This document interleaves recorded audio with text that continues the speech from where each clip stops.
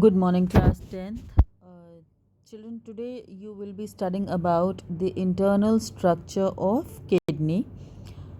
Before I start with this, let us take a recap what you studied earlier in my previous video clip. I started with the excretory system. I told you about the excretory products which are supposed to be removed from the body and the organs which are involved in removing such products. And then I also told you about the diagram of urinary system, and I asked you to keep in mind that urinary system is also important with respect to figure based questions in boards, right children? So now we will be proceeding further with the topic internal structure of kidney. Few things that you keep in mind. This is an LS of kidney, must understand. LS is a longitudinal section, right? LS of kidney. And the diagram is very important with respect to boards, because in last few years this diagram has come twice or thrice to be drawn, right, with all the labelings there. So please keep in mind that this diagram you have to practice very properly, very nicely, and please take care of the labelings. Now, since you are going to draw this diagram, earlier also I have told you that when you are drawing the diagram, please try to draw the labelings on either side. It should not be a network. Your lines, if you can see the way I have labeled these lines, they are not intersecting each other, they are not crossing each other, they are just running parallel to each other. This is what you have to try, that your lines of labeling should not be intersecting with each other. That's the rule for labeling in biology. And never use a pen. I have used colors just because I have to mark the differentiation of the area and the structure, so that you understand well. But when you are going to draw, you always use a pencil, and you use pencil shadings to mark the structures, right? When we talk about the internal structure of kidney, it is a kidney bean shaped structure, and vital statistics I already have told you, that is 10 centimeter long, right, and approximately 6 centimeter wide. This is what you have to remember, right? Now come to the internal structure. What is the arrangement of things inside the kidney, right? Before I start explaining, you, as of now, you just have to go with the labelings. You don't have to go with the function. Please do not skip on to the functions right now. As of now, you just have to go with what are the structures and where they are present, right? Just see that kidney basically is an enveloped structure, right? It's a double membranous structure, if you can see, outer and inner. So this envelope is a renal capsule. The first labeling is renal capsule, right?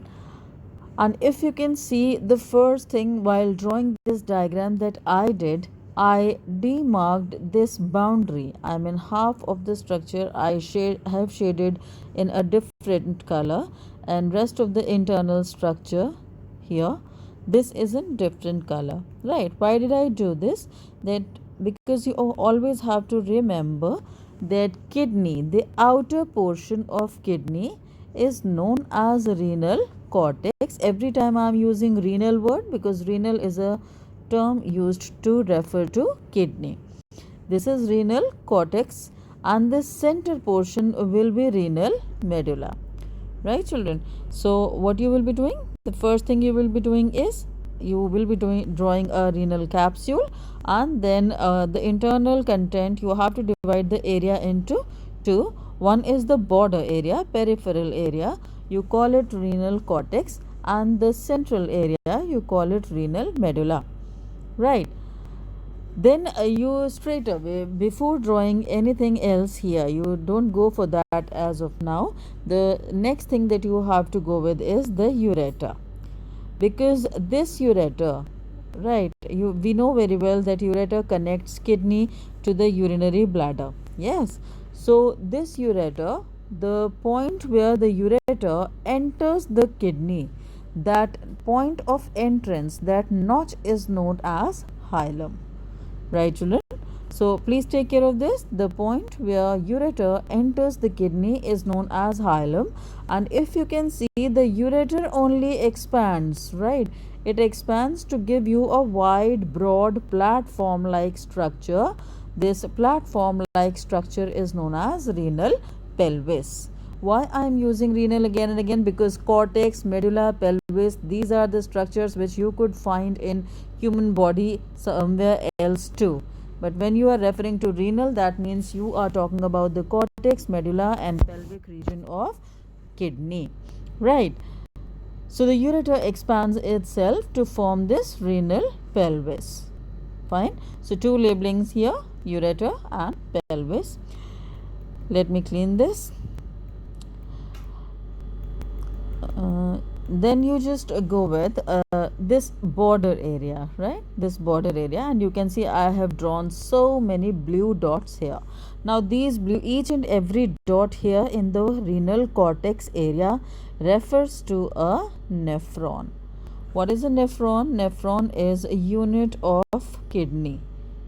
Why we are saying unit of kidney? Because this is the smallest structure present in millions of number in the renal cortex area, and each and every nephron is responsible for formation of urine.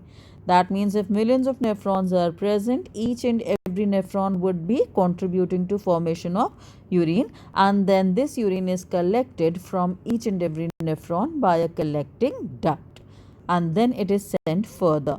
Right. So that's why sometimes the question comes that why the cortical area, this area, border area, why the cortical area is having so many dots. You just have to answer that these dots refer to millions of nephrons which cannot be drawn all together in the area. So we just symbolize nephron with a dot. Right.